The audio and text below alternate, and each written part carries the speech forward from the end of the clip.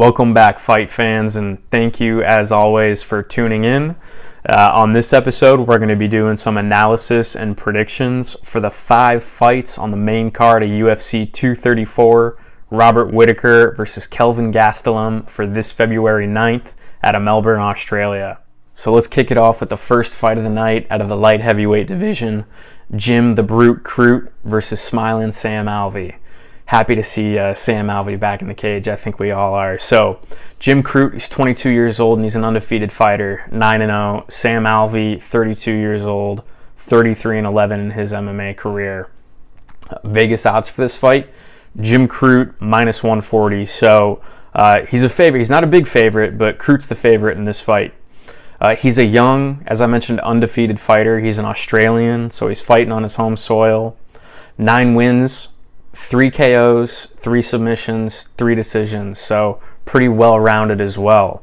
What I like about Jim Crute, though, is that he throws good combinations. He gets in and out, but when he goes in, it seems like he's always throwing a body shot and then a head shot, and then maybe even following it up with a kick. So I like that he mixes it up like that. He's finished his last 2 fights, and what I thought was interesting about Jim was in his young career, he's actually got 2 5-round fights in his career. Both of those went the distance, so it seems like he's got pretty good cardio as well for being sort of a more muscular, thicker dude. Pretty surprised that his cardio is as good as it is. Sam Alvey, we all love Sam Alvey. He was a middleweight for a long time. Past few fights, he's been up at light heavyweight. So this guy loves to be in the cage. He loves a good brawl, loves a good fight. Out of his 33 wins, he's finished 22 of them, so Sam Alvey packs good power. Surprisingly good power. Now, granted, a lot of those came at middleweight, not at light heavyweight. So it'll be interesting to see if he can continue to pack that kind of punch in the 205-pound division. He's got good cardio as well. And he's actually coming off of a loss, though. So his last loss was against Antonio Nogueira. And he's 3-3 in his last 6 fights. So he's aging. He's 32 years old. And it's kind of like he wins one, he loses one, he wins one, he loses one. But either way, I'm really looking forward to this fight. Both of these guys, neither of them are passive fighters. They both like to brawl. You got the young gun, you got the veteran. It'll be interesting to see what happens. Not a very high-profile fight, but one that I'm really looking forward to. And it's got the potential to be fight of the night. I don't know that it will, but look out for that. So my prediction, though, I'm going to go Jim Crute by split decision. I think they brawl. I think they get bloody. And I think Crute gets it with a split decision. For our second fight of the night out of the women's flyweight division, we've got Montana Delarosa versus Nadia Kassem. Delarosa, she's 23 years old, 9-4 in her MMA career. Kassem, 23 years old, undefeated at 5-0 in her MMA career. So Delarosa, Vegas odds, minus 265 favorite. So pretty big favorite. Little surprising on that line. I'll touch on it in a second. So Montana Delarosa, she's the Ultimate Fighter 27 winner, where she submitted Rachel Ostovich by rear naked choke. She's on a 3-fight win streak, and all 3 of those fights she's won by submission. She did lose her previous 2 bouts prior to that, though. But those were against elite level fighters in Mackenzie Dern and Cynthia Calvillo. So her only 2 losses, I mentioned she's got 4 losses. Her only 2 other losses were her first 2 professional fights. So outside of those 2 losses against Dern and Calvillo, she's won them all, and she's done it in rather impressive fashion. Out of her 9 wins, 7 of them have come by submission. So, as I mentioned, though, I'm a little bit surprised as to how big of a favorite that she is. She's the second biggest favorite on the entire card, and I say that because she's fighting a young, undefeated fighter in Nadia Kassem, and Nadia's 5-0, and she's got 4 knockouts 4 first-round knockouts, and 3 out of those 4 were within the first minute. So this girl's got some power. But that said, her only decision victory thus far was her last fight, which was her first fight in the UFC. And so I think that goes to show a little bit about the level of competition that she was facing, just absolutely running through her first 4 opponents and then going the distance in her first UFC fight. So Montana Delarosa, though, she's a bigger fighter naturally. She's always fought at 125 pounds versus Nadia, who's actually got some experience at 115. So she's naturally the bigger fighter. She's also got attributes. She's the taller fighter. She's got a bigger reach than Kassem. She's got an advantage on the ground, I think, with her, she's finished 7 out of her 9 victories by way of submission. And I think that the level of competition that she's been facing and her experience is an advantage over Nadia. And so for those reasons, I'm going to go with Montana Delarosa with a second-round submission over Nadia Kassem. So for our third fight of the night, out of the bantamweight division, we've got Ronnie Yahya versus Ricky Simone. Ronnie is 34 years old, 26-9. Simone, 26 years old, 14-1. So Vegas odds for this fight, Simone is a -125 favorite. So very slight edge going to Ricky Simone. A little bit about these fighters, though. Yaya is 7-1 in his last 8 fights, and he's finished 5 of those by submission. So Ronnie, he's been around forever, and I know some people pronounce Ronnie differently. They'll say like Yanni, R-A-N-I. I'm calling him Ronnie. But he's been around forever, competing in the WEC since 2008 and the UFC since 2011. So he's a second-degree Brazilian Jiu-Jitsu black belt, world champion black belt, absolutely world-class on the ground. Surprisingly, also a black belt in Muay Thai. And I say surprisingly because his stand-up isn't really that great. Ricky Simone, he's on a 7-fight win streak. And out of his 14 wins in MMA, he finishes half of them. So he's finished 7 of those. 5 by knockout, 2 by submission, the rest decisions. So he's just a really well-rounded fighter, Ricky Simone. Great combinations. He packs power on the feet. He's got good wrestling, good ground and pound. He really is a very well-rounded fighter. He's got good cardio too. So he's also got that fighter's mentality, I think, where he just brings aggression into the cage. He's never intimidated, and he always brings the pressure. And guys, I'm really torn on this one, to be honest with you. I was going back and forth as to who I thought was going to win this fight. And the reason being is because Yaya can submit Simone. He can submit anybody. And his last loss to Joe Soto, it was unusual because he almost stood on his feet the entire time and just wanted to outstrike Joe Soto. And it didn't work, and he lost that fight. Since then, he's won 3 fights in a row, and he's submitted every one of those opponents. He goes at him and takes him down to the ground as soon as he can and goes for the submission, and it works. I also think Simone, though, has the recipe to beat Ronnie.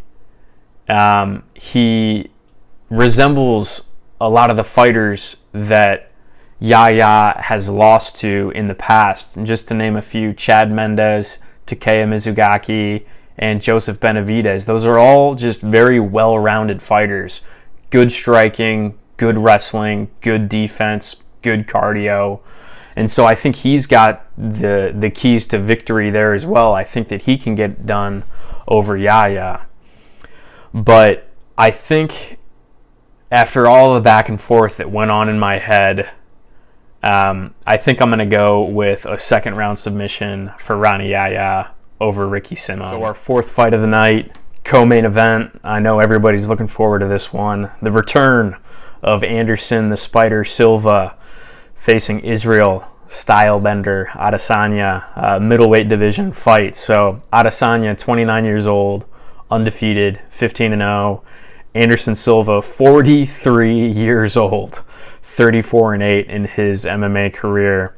Vegas odds for this fight: Israel Adesanya minus 670. This guy is almost a 7-1 favorite over one of the greatest fighters of all time. Just wow. If you guys are watching this video, I don't really need to explain who either of these two fighters are. One is a legend, one of the greatest of all time, and the other is what some have been referring to as the prodigy. So Anderson Silva was the idol of Israel Adesanya growing up. He mirrored much of his fighting stylistically after Anderson Silva. So I guess for this fight, though, what I'm most focused on is Anderson's age and his most recent performances. So if this was Anderson Silva of old, you're taking him all day. You know, Anderson Silva in his prime on steroids, he's knocking out anybody who steps into the octagon with him. But 43-year-old Anderson Silva, he's just a shell of himself. Now, granted, he won his last fight against Derek Brunson in 2017, but he lost his previous 4 fights prior to that, and I'm not including the Nate Diaz no contest in there. Whereas you look at Israel Adesanya, 29 years old, undefeated, 15-0. He's got 13 knockouts out of those 15 fights. Now, you know, granted, the only 2 decisions that he has on his record were in his last 3 fights.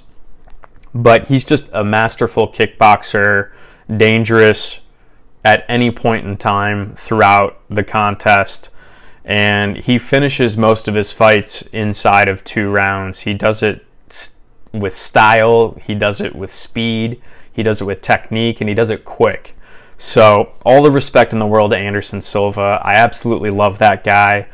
I'll probably be rooting for him. As a matter of fact, I am going to be rooting for Anderson Silva come Saturday, but I think Israel Adesanya gets it done. I'm going 2nd round TKO, Israel Adesanya. So that brings us to our main event, the 5th fight of the night for the middleweight championship of the world.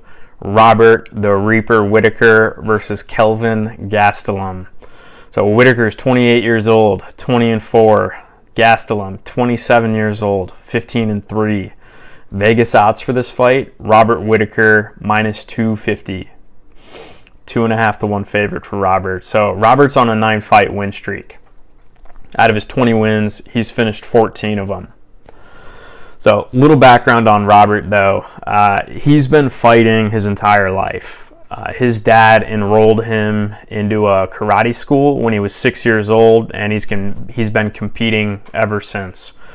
He's a black belt in karate. He's a black belt in Hapkido, and he's a brown belt in BJJ.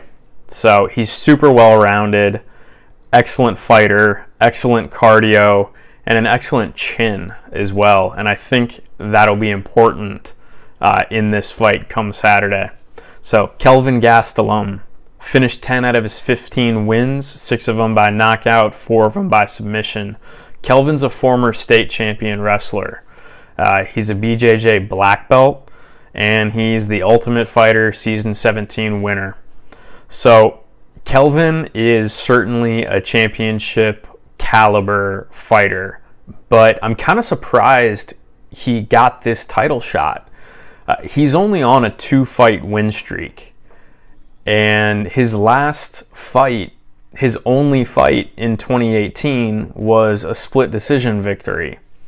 So he's been somewhat inactive, and he's only won 2 fights in a row. So I think the stars kind of aligned for Kelvin Gastelum to get this title shot. But like I said, he is a championship caliber fighter. Just kind of surprised he's in the position that he is. So Whittaker, though, he's got a 3-inch height advantage, a 2-inch reach advantage. Kelvin is the superior grappler. But Whittaker has absolutely excellent takedown defense, as we've seen in his previous 2 fights against one of the best wrestlers in the entire UFC, Yoel Romero. Kelvin's got big power, big knockout power, and he's always a threat standing up, but Robert's chin is one of his greatest assets, and he can absorb a lot of shots. I think that the biggest threat in this fight is Robert's offense against Kelvin's defense. So Robert throws excellent multi-leveled combinations, some of the best I've ever seen. And I feel like in previous fights for Kelvin, when we see somebody coming forward and throwing 4, 5, 6, 7 shots in a row, Kelvin's defense becomes very suspect. And I think we're going to see a lot of that in this fight. I think Robert's going to have his hands up. I think he's going to have excellent defense in this fight, defending against Kelvin's big power. And I think when he moves forward, he's going to move forward in numbers, throwing big combinations. And I think that's going to get Kelvin in some trouble throughout this fight. But I think another threat to Kelvin in this fight is that this is a 5-round fight. So this is something that Robert's been conditioned for a lot lately. His previous 2 fights against Yoel went the distance, and I think that's going to present problems for Kelvin in the later rounds. And I think that is when Robert is going to get the job done. And so I'm going Robert Whittaker with a 4th-round submission, and it's not so much anything against Kelvin. It's because I truly think that Robert Whittaker is deserving of the middleweight championship. I think he's one of the best fighters in the world. It'll be interesting to see what happens next with guys like Israel Adesanya. But for now, I think Robert Whittaker is the best middleweight in the world, and I think he gets it done on Saturday night over Kelvin Gastelum with a 4th-round submission. So thank you, everybody, for watching. As always, please tune in for my recap video that I'm going to film on Sunday. Hopefully get it out to you guys on Sunday. If not, then on Monday. So please, like and subscribe if you enjoy the content. And as always, I made this channel to interact with you all. So comment below and let me know who you think's going to win the fight, how you think they're going to win the fight, and why you think that's the case. So thanks again. We'll see you next time.